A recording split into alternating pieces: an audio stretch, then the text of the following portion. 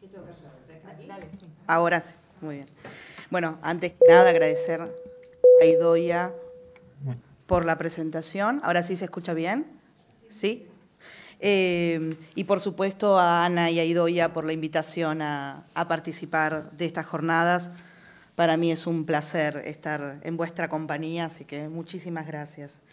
Y en este caso compartir el panel con las palabras de Anastasia, no es poco, y con la presencia de Katia, compañera en este proyecto y en varias otras peripecias bonaerenses. Bien, el título de la charla de hoy es Duplicidades peligrosas, realidad y apariencia en la resis de Helena de Eurípides. La resis inicial de Helena no solo introduce la escena, sino que dirige a la audiencia a cómo leer la obra. Como dice Wright, prácticamente todos los temas que la tragedia explora están implícita o explícitamente señalados allí. En nuestro caso, nos interesa analizar principalmente la cuestión del espacio y su imaginario, Egipto, la isla de Faros, tierra de Proteo y Teoclímeno, que remiten un juego especular a Troya, donde ha estado el eidolon de Helena. Evocaciones geográficas, realismos imperfectos, escenografías inciertas, ambientaciones exóticas, todos son elementos propicios para ahondar en el imaginario espacial que nos propone aquí Eurípides y analizar el juego de duplicaciones que porta la relación conflictiva entre realidad y apariencia. Ante todo, señalemos que se trata de un prólogo singular. En él, Helena no solo ofrece datos para introducir la historia, sino que procede a la enunciación de unos hechos increíbles, produciendo de este modo un tipo de contacto particular con el público. Dan remarca que en relación con el rol que tienen los dioses, el prólogo de Helena no sigue el esquema típico de los prólogos euripideos. Las divinidades tienen una parte importante, pero ambigua, en la acción, pues ponen la trama en movimiento, pero poco tienen que ver con su dirección o resultado. En el prólogo no se revela ningún plan, sino que solo hay una insinuación en un comentario al pasar, en los versos 56 y 58, donde la protagonista hace referencia a las palabras de Hermes respecto de su vuelta a Esparta. El resultado final de la obra no contradice la voluntad de los dioses, pero parece haber sido de manera accidental que las cosas hayan salido así. Si hay un propósito divino, este se realizó de una manera sorprendente y novedosa. Paralelamente, el personaje de Helena se caracteriza por un juego muy interesante de pasividad-actividad. Si bien, como dice de Bouvry, la esposa de Menelao aparece como un sujeto pasivo en lo que concierne a los eventos de la guerra de Troya, pensemos, por ejemplo, en los versos 22-23, yo voy traduciendo, y podría contar los males que hemos padecido, lo cierto es que en el devenir de la trama, Helena está muy lejos de una posición de vulnerabilidad y del papel de damisela en peligro. En una comparación con Ifigenia, Wright plantea que tanto Helena como la hija de Agamenón conforman personajes muy activos, capaces de ganar ascendencia sobre sus captores, darles órdenes, ponerse al frente de sus rescatadores masculinos en la formulación de los planes de escape, y de hecho, uno se pregunta por qué no se escaparon antes. Este rol activo incluso da a pensar a Helena como una obra donde se plantea una nueva subjetividad femenina en términos de Holmberg. Otra singularidad de este prólogo es la importancia que revisten en él las referencias espaciales. De hecho, seguramente no es un accidente que sea una denominación geográfica, Nilo, Neilu, la palabra con la que se inicia el texto, enfatizando desde el comienzo la inusual ambientación de la obra. Como dijimos, la acción se desarrolla en Egipto, en la isla de Faros, la tierra de Teoclímeno. Aquí debo decir que en estos momentos ya es península, fue isla hace mucho tiempo y bueno, por eso están viendo no una isla sino una península. Decía entonces, la escena representa la fachada del palacio de Proteo, a un costado hallamos la tumba del rey, ante la cual se encuentra postrada la espartana, y este último punto define el planteo inicial de Helena como una obra de suplicantes. Siguiendo esta línea de análisis, Ley sostiene que la identificación de lo local, Egipto, de la ironía de la máscara, Helena y el eidolon, de la Esquené, palacio de Proteo Teoclímeno, de la tumba de Proteo, de la actitud y el estatus de la performer en tanto suplicante, son todos elementos introductorios y claves del discurso de Helena. Aquí lo que tenemos, en realidad, como ven el gráfico, ahí Ley lo que está señalando son los versos 528, 542, cuando se encuentran Helena y Menelao, pero nos sirve para ver dónde estaría la Esquene y dónde estaría para él la tumba de Proteo, que es este cuadrado doble. Al costado tenemos dos versiones modernas de la Helena, la de arriba es en el Paul Getty, en el Museo Paul Getty, y la de abajo es en el Teatro El Globo, que vean cómo han optado en un caso por una tumba y en el otro en realidad por un símbolo circular que no sé si llegan a ver que tiene detalles jeroglíficos, ¿verdad? En la parte amarilla, arriba.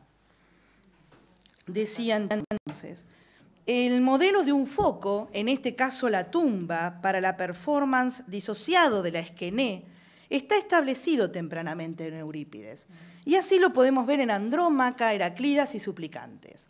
Tumbas y altares son espacios funcionales y sociales claramente diferentes, pero a veces cumplen una función similar. Recordemos en el género trágico Coéforas, donde el corifeo dice a Electra que respeta como un altar la sepultura de Agamenón. O la parodia que Aristófanes hará de esta escena en Tesmoforiantes.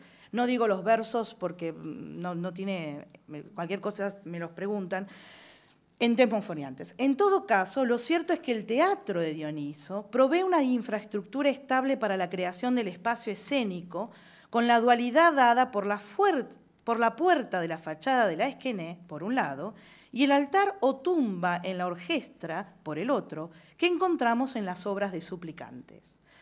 Por otro lado, Asael señala que la tragedia empieza con una evocación geográfica que peca de un realismo imperfecto. Helena esboza el gesto de señalar las corrientes del Nilo, mientras que desde la isla de Faros apenas podría distinguirlas. Tenemos el demostrativo Haide del verso 1. Del Nilo, por un lado, estas son las corrientes de bellas vírgenes, que es significativo. Tal vez señalando la posibilidad de que el río estuviera pintado en escena, o en todo caso está clara la invitación a los espectadores a imaginar las aguas. Sobre este punto, la crítica marca que no hay una particular necesidad de pensar que las bocas del Nilo estuvieran indicadas por una pintura, ya que la primera función de la misma sería, por supuesto, la descripción de palacio. Helena, la obra, estaba ligada a una perdida Andrómeda, para la cual la costa en ese caso sería la de Etiopía, a menos que hubiera un cambio de escena. La combinación del palacio con el paisaje parece poco probable, aunque no imposible. En un caso, el espacio escénico focalizaría dos situaciones, la fachada de palacio y la tumba de Proteo. En otro deberíamos agregar las aguas pintadas del Nilo. Como decíamos, nos encontramos ante un topo singular para una tragedia, más aún una de trama troyana, y de hecho los críticos han señalado la importancia de esta ubicación en Egipto.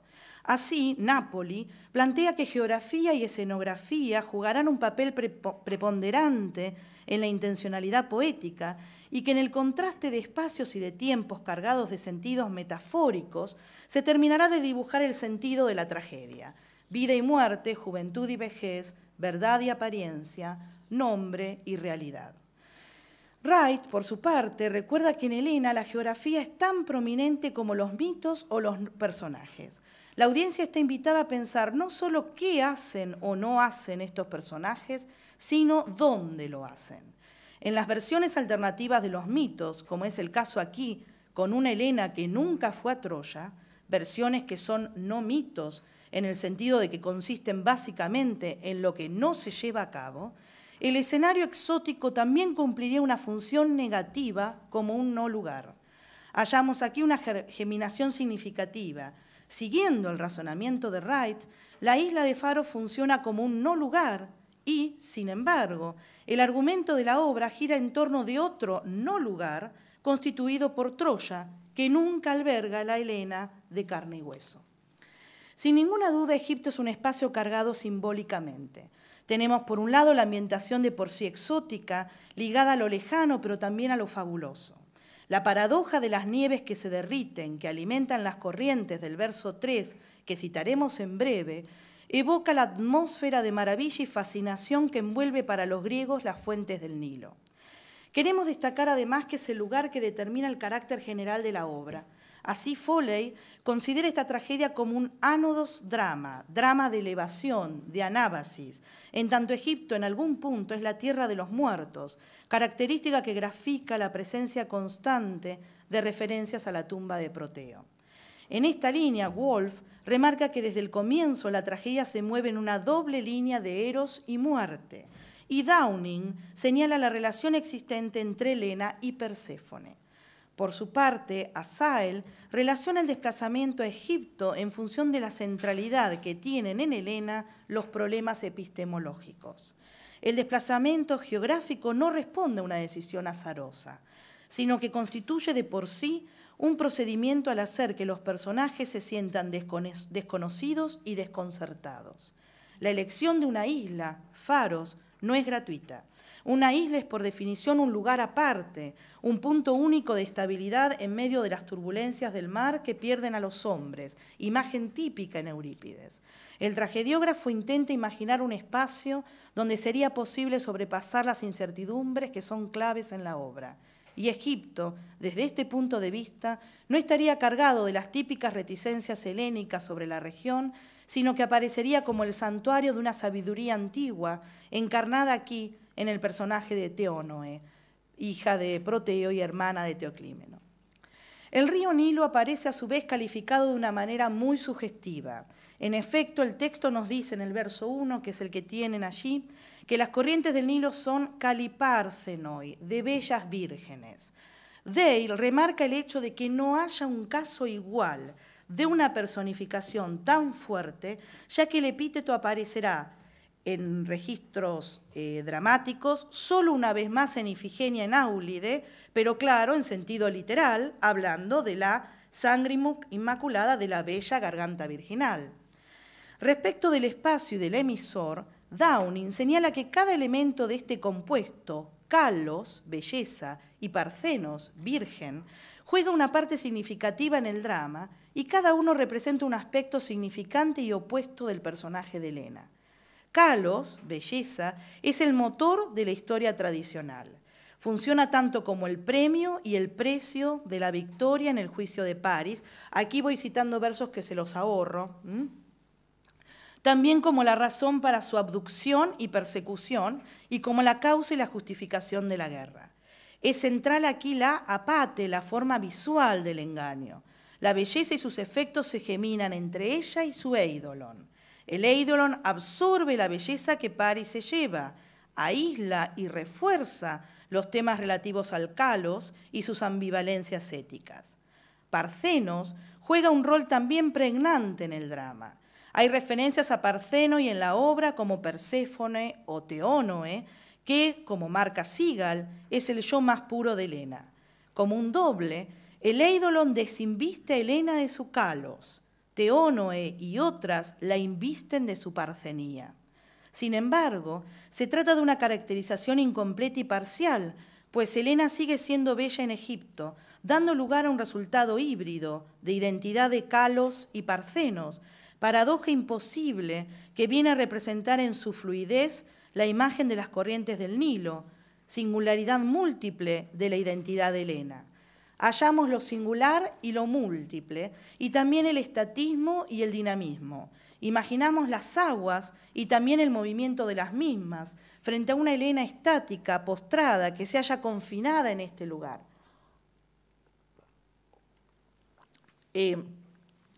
Respecto de la imagen que acabamos de ver, vieron que las aguas tenían, no sé si se puede volver, sí.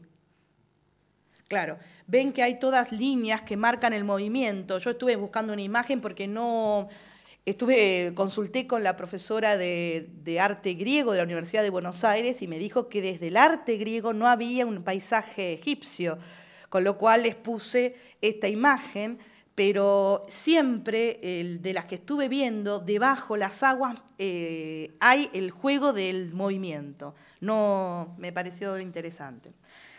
En los versos 2 y 3 aparece un juego muy interesante con la duplicación, que es una marca distintiva de este prólogo. Leo la traducción.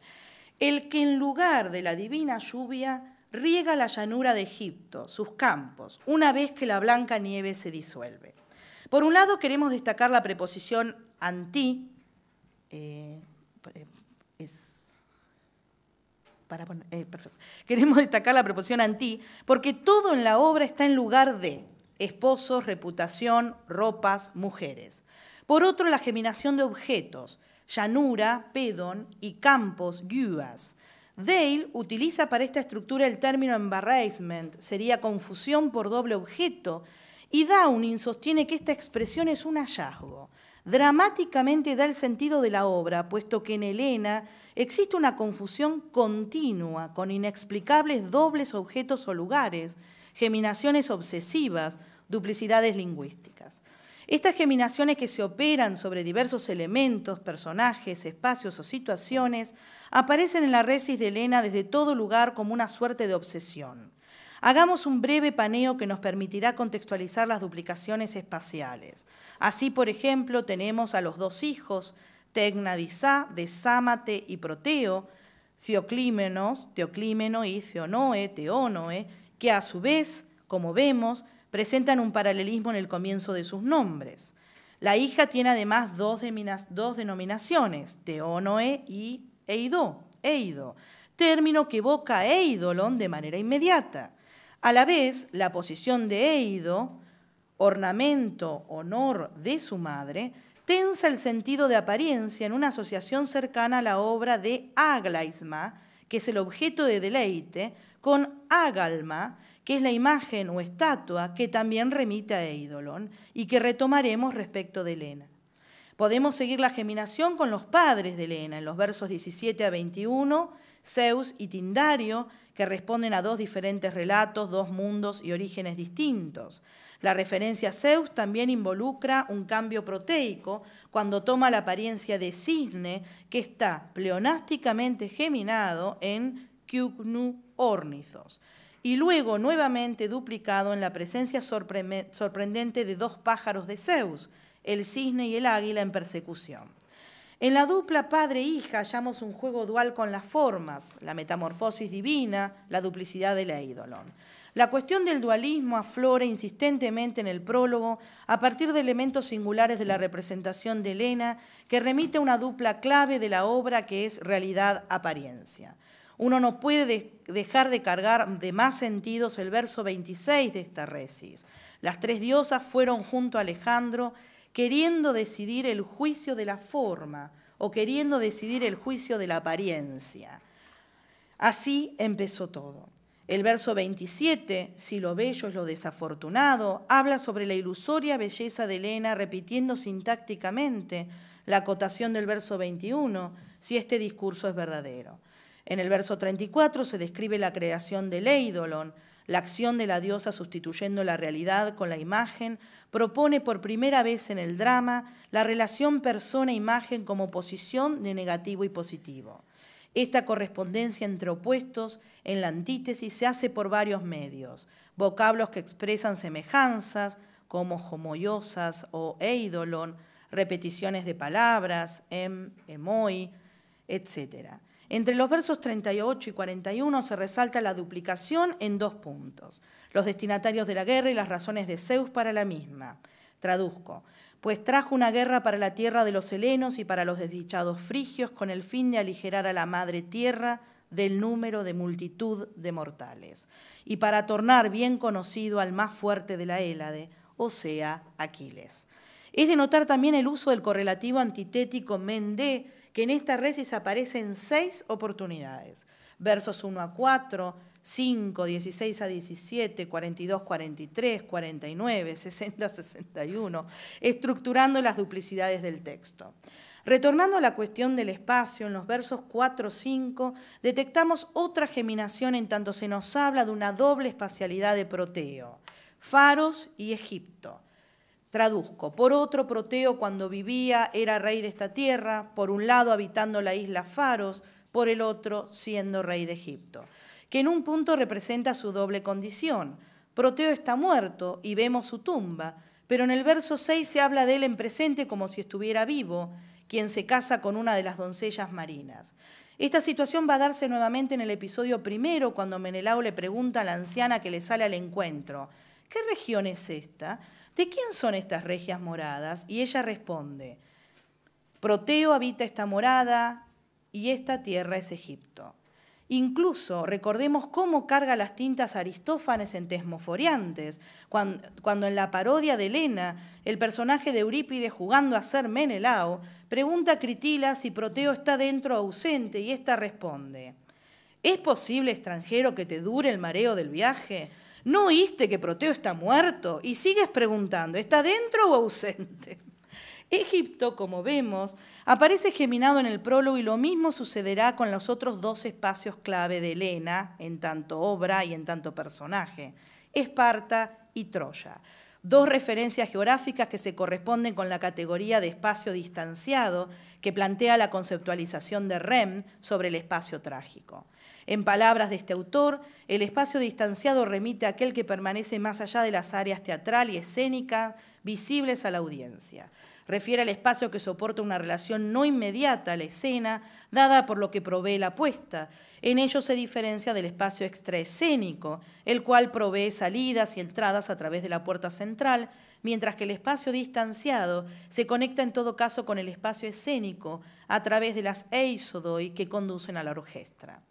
En el caso de Helena, no solo los espacios distanciados evocados en la resis son lejanos y distantes entre sí, recordemos que la trama involucra 3 continentes, sino que el mar se interpone entre ellos y el espacio escénico. Así, la insularidad de este último refuerza el aislamiento de Helena, que hace aún más difíciles de transitar los caminos de salida y de llegada.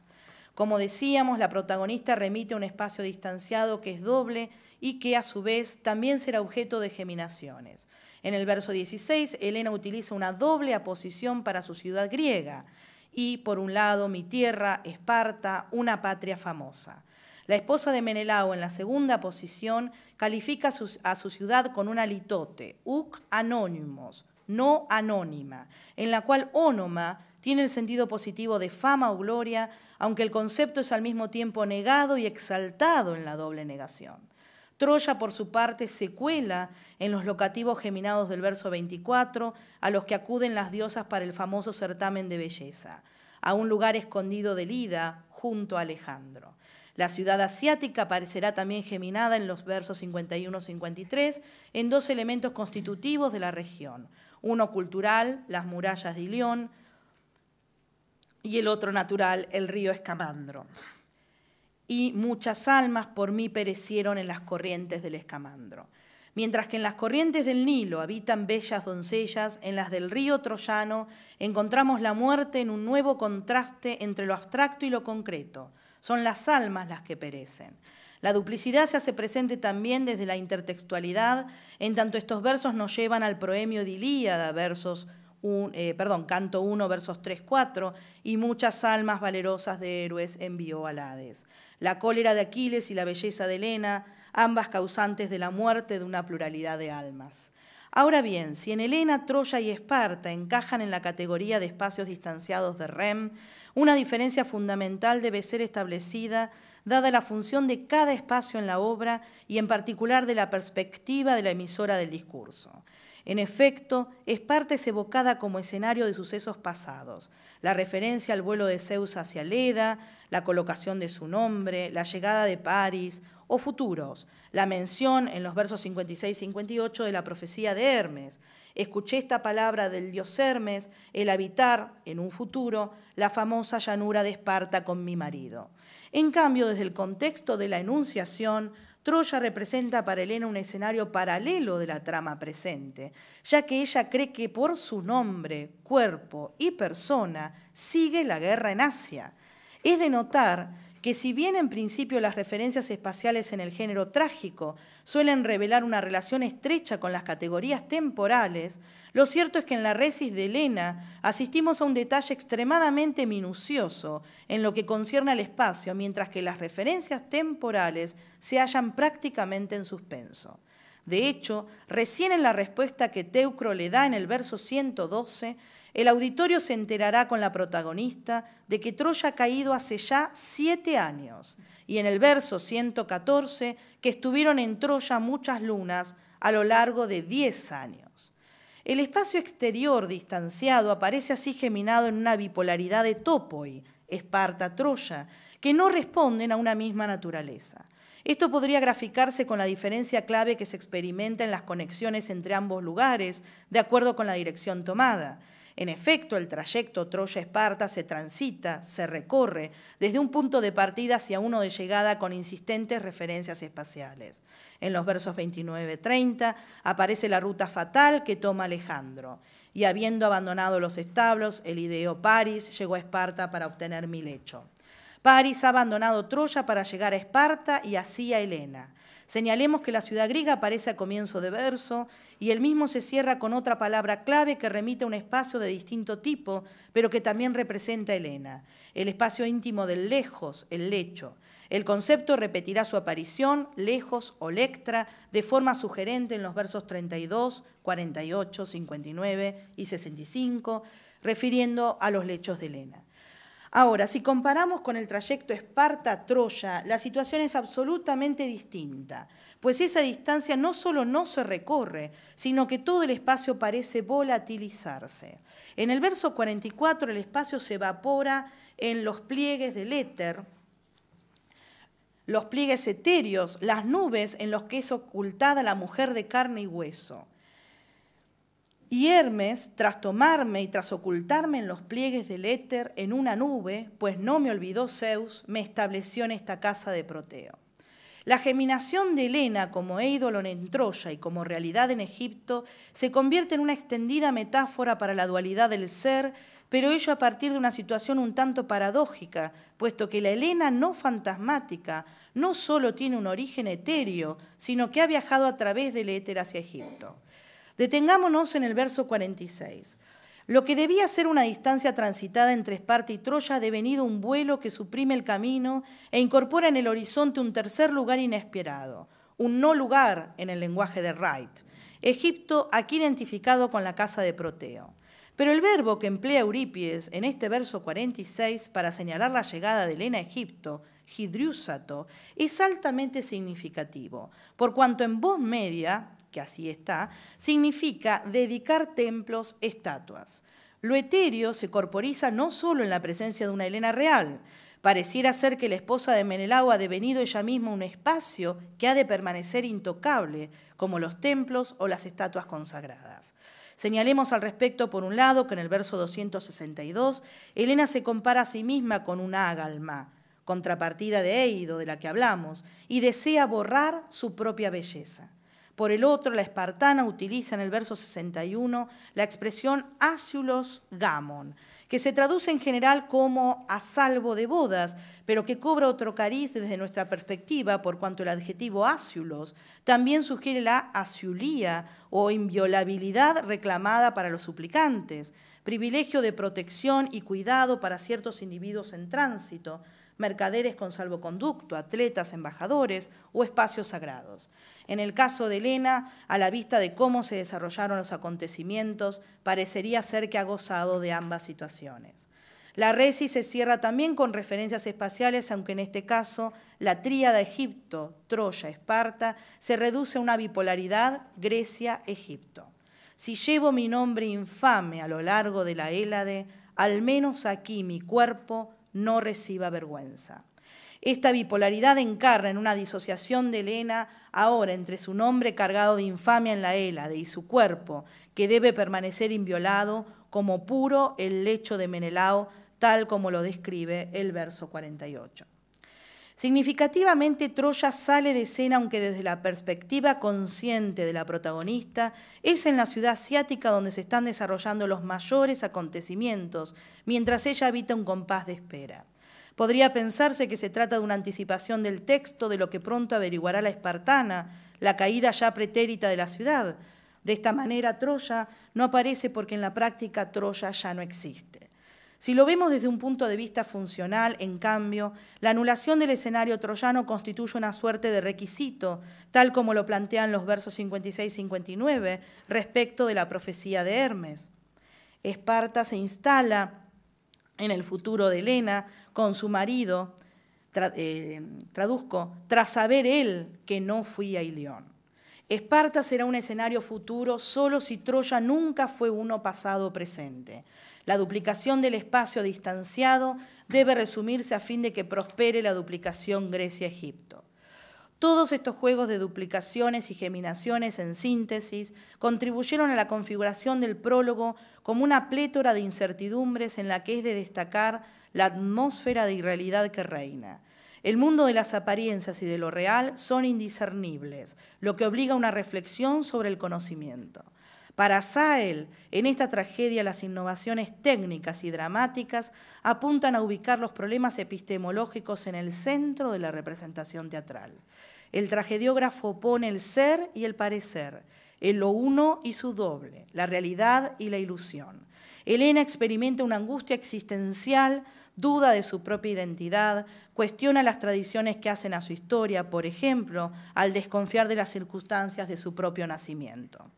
Eurípides confunde en una misma figura el plano de la ficción y de la realidad y muestra la falibilidad de los sentidos y de la razón humana. En este punto se ha planteado a Helena como la búsqueda de un lugar donde sobrepasar las incertidumbres. Y precisamente este clima de incertidumbre ha sido interpretado en función del contexto histórico particular de esta obra. Dan conecta el escepticismo profundo de la tragedia, descrita como filosófica por su contenido, con los acontecimientos de la época. Helena tiene un interés particular en los cambios impredecibles. Como plantea Tucídides, el devenir de la guerra y sus problemas contribuyeron a un sentido pregnante de duda e incertidumbre, especialmente después del desastre de Sicilia en el 413 a.C. En palabras de Zweig, tras 20 años de guerra con Esparta, la historia de una heroína espartana glamorosa que regresa a su patria retratada con gloria debe haber tenido un fuerte impacto en la audiencia ateniense de la época.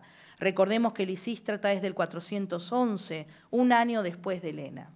Desde esta perspectiva, Esparta no sería solo un espacio distanciado dentro de la obra. Las referencias a la patria de Helena habilitan, a nuestro entender, el empleo de otra de las categorías de Rem, la de espacio reflexivo, aquel que queda conformado a menudo por medio del recurso al anacronismo, cuando la obra invita a reflexionar sobre la propia polis. La acción de Helena está firmemente arraigada en la experiencia de esta profunda incertidumbre del presente bélico, en el que no queda sino confiar en la Tiuge y en la eventualidad de un final feliz como el que experimentaron Helena y su esposo. Muchas gracias.